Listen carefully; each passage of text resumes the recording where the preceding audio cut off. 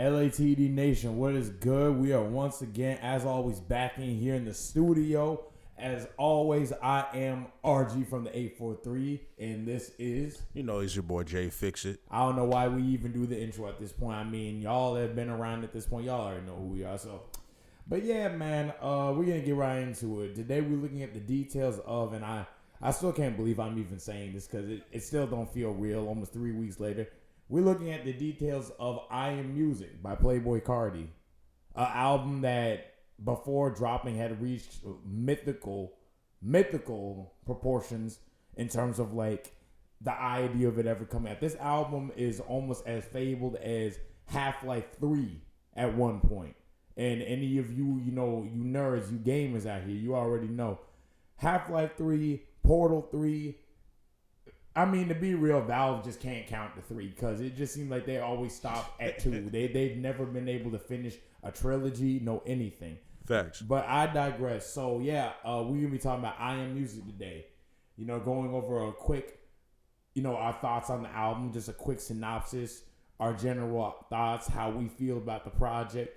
I mean, we could call this a review, but we also call this a general discussion, I guess you could say. Right. I mean, I guess I wouldn't say I'm going too in-depth.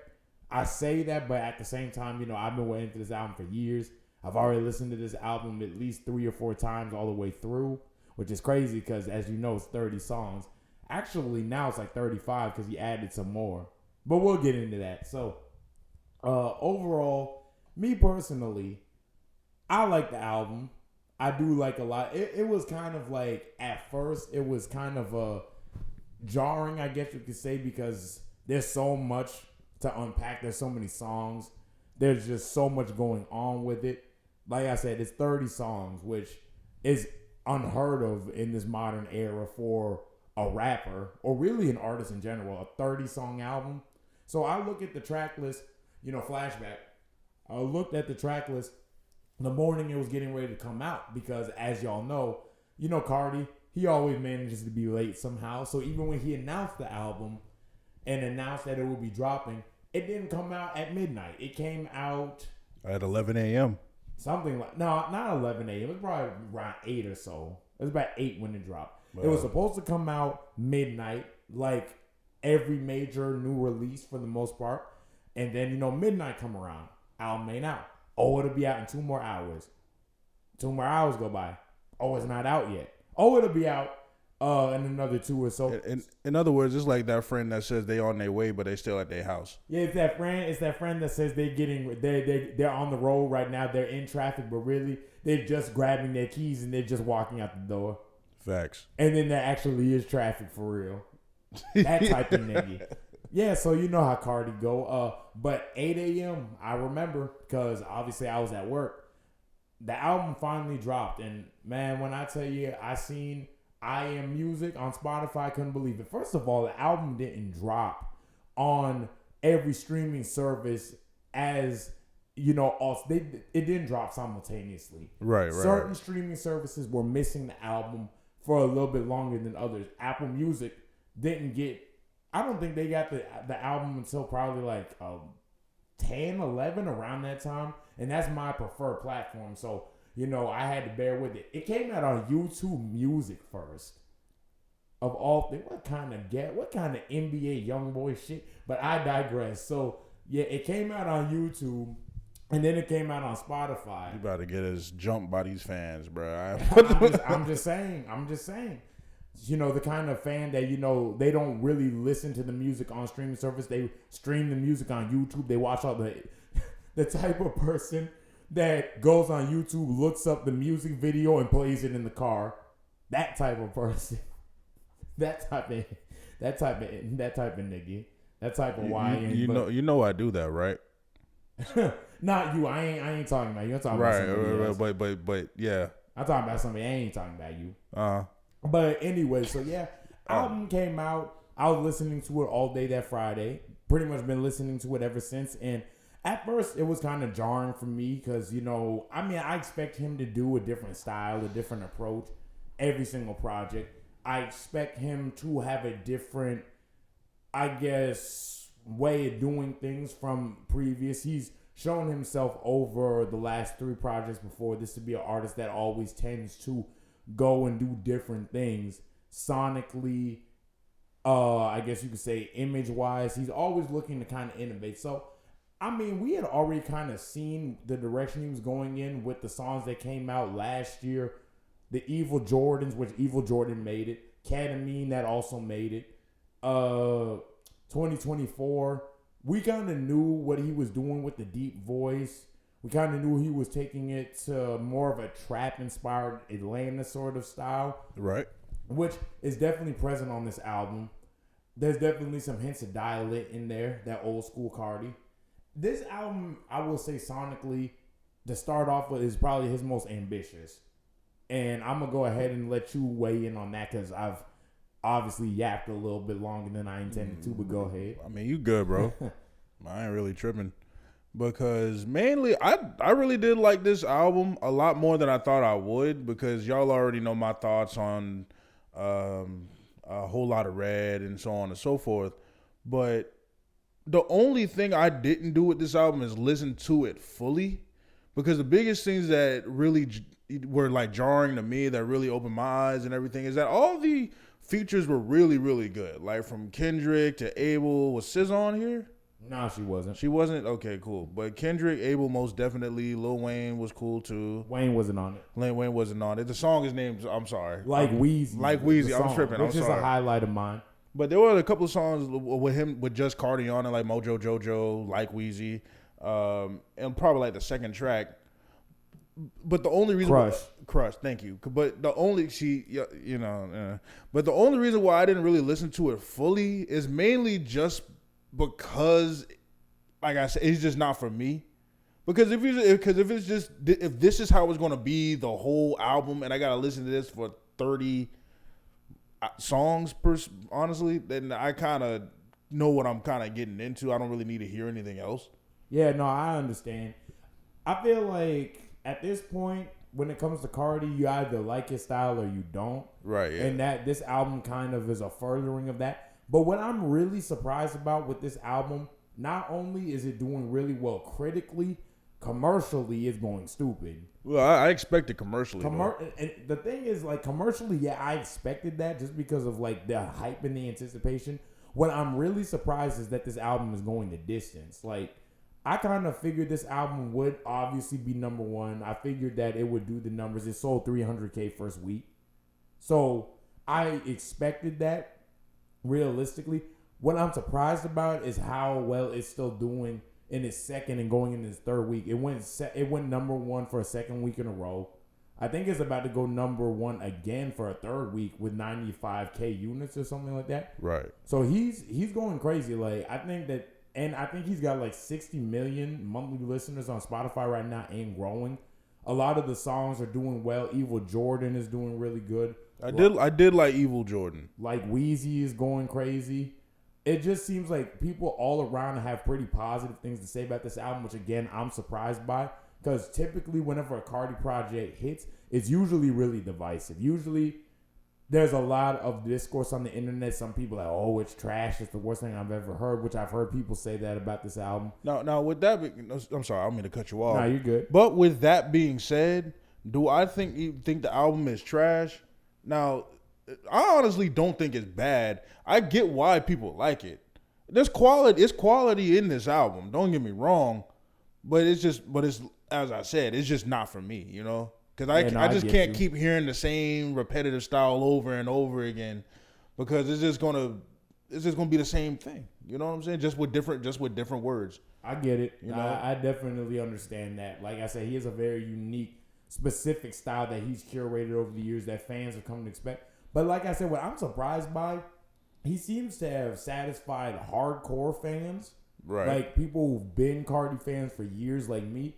But he's also gaining a lot of new fans. Right. So it seems like he's finally reached superstar status in hip-hop, which we haven't really seen that happen since 2018 with Travis with Astroworld. So it's really cool to see that happen again, you know, because it's been a long time since we've really realistically seen anybody ascend to the level that he's currently at. Facts. Like, it's been a long time since we've seen a rapper become a new.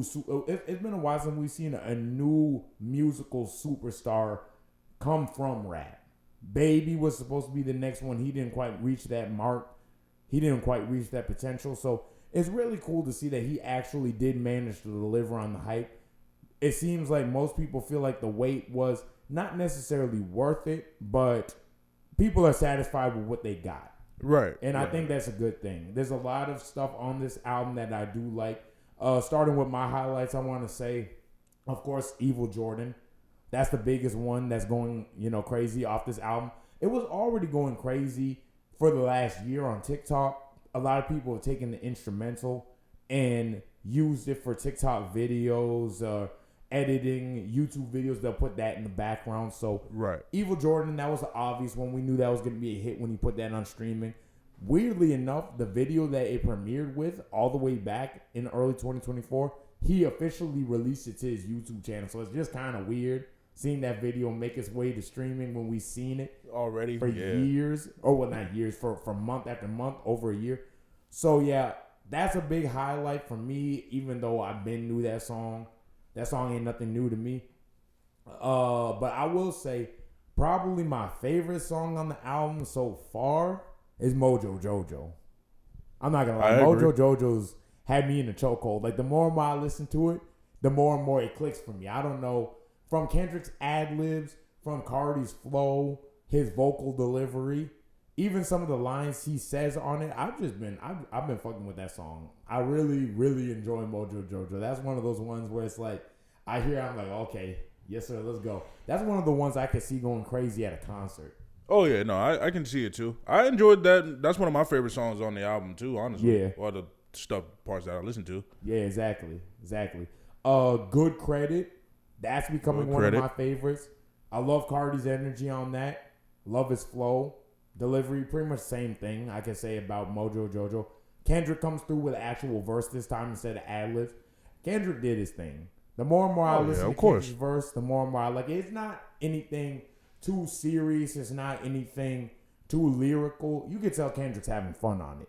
You can tell Kendrick just wanted to get a quick verse off on it. And, it's not Kendrick Lamar like we see on To Pimp a Butterfly or Steppers or some shit, but it's good. I enjoy it. It gets me hype. It serves its purpose. The beat is great. One thing I can say about this album, across the board, from top to bottom, the production is great. Right. Production is really, really good on this album. Really, really. You could tell that they really took their time and really cooked these beats. I mean, like, as far as a Carti project, I kind of come to expect that. I expect his albums to come with a certain level of production quality. Mm-hmm. I'm glad to see that was continued. I will say the first half of the album is stronger than the second half. The first 16 or so songs, real consistent. And that's the only thing that I listened to was the first half. Exactly. I don't blame you, to be real with you. I like some of the second half. There are songs that I do like that are growing on me. But I say the first half is way stronger. It's way more adventurous. It's way bolder. You got Rather Lie on there. You got Backdoor, another song with Kendrick where he's going into more of a melodic bag, where you could tell he was just kind of taking more risks. Because by the second half, that's when it gets a little shaky, when it kind of just starts being a bit more inconsistent in terms of not just the song length, but the actual quality. There's a lot of misses on the second half for me personally. But like Weezy, like we mentioned, Like Weezy is one of the best songs on the album. But I wish it was longer. And that kind of brings me to another criticism. Really my biggest criticism of him since Whole Lotta Red, a lot of these songs are good in terms of where they are at. Like I said, production is great. Carti's not saying anything too lyrical, but we don't really expect that. A lot of good vibes, a lot of good energy. But the problem is that a lot of these songs feel like they end when they're just starting.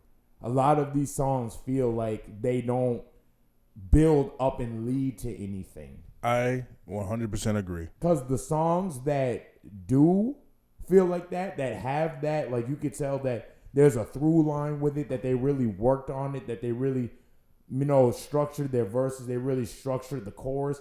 Those are the best songs. Songs, like I said, like like Crush, songs like Rather Lie, Backdoor, the songs where like they really took their time and actually really structured it are the best. But a lot of the missteps from this album come from that second half, because a lot of songs on that second half feel like that. Even the better ones, like I said, like Wheezy.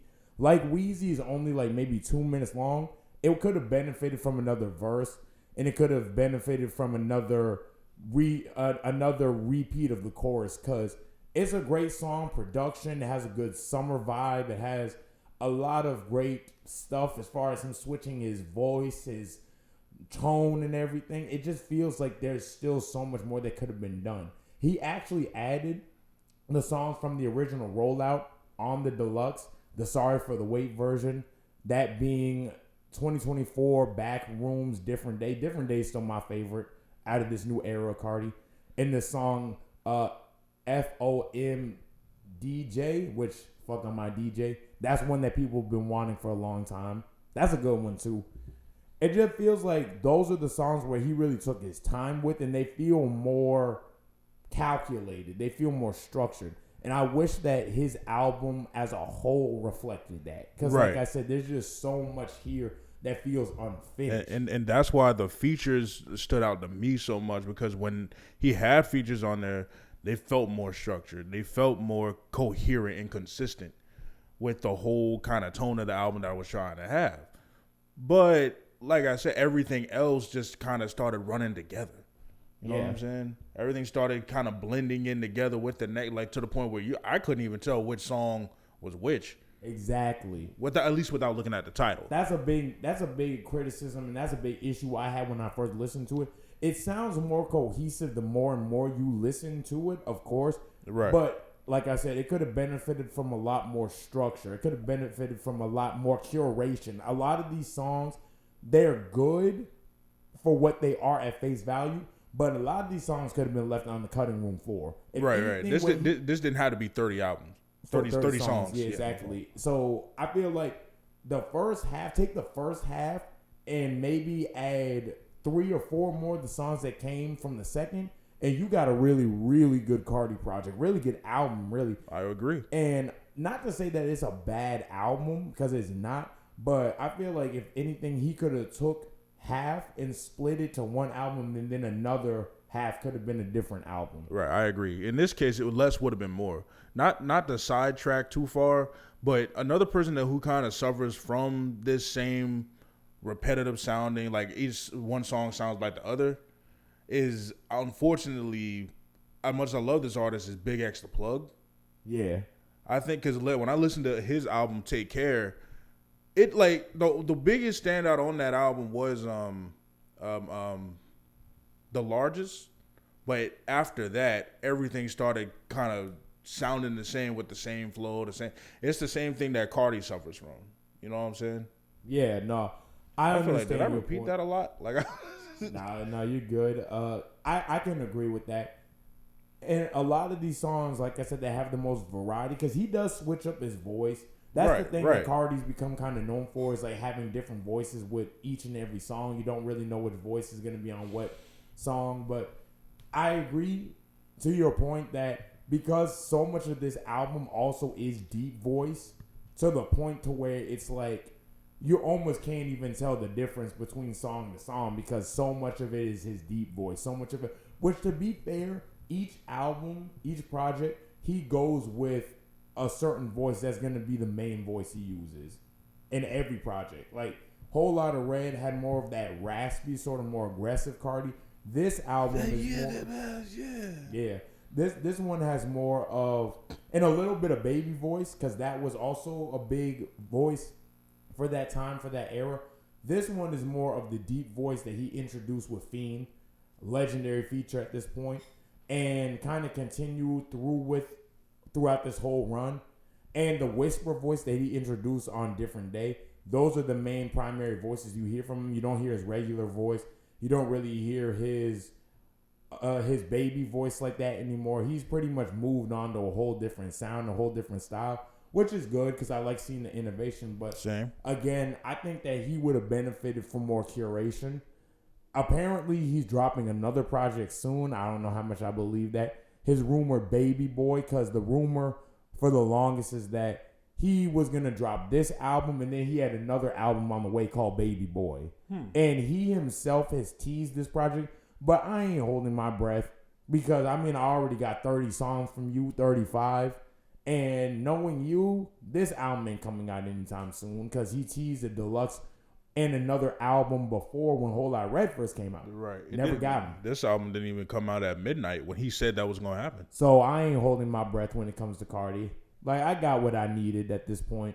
Facts. So if he drops Baby Boy, I'll definitely be listening. But if he don't, I'm chilling. I like I Am Music, or music as he calls it. But yeah, overall, definitely an inconsistent project, but I enjoy it for what it is.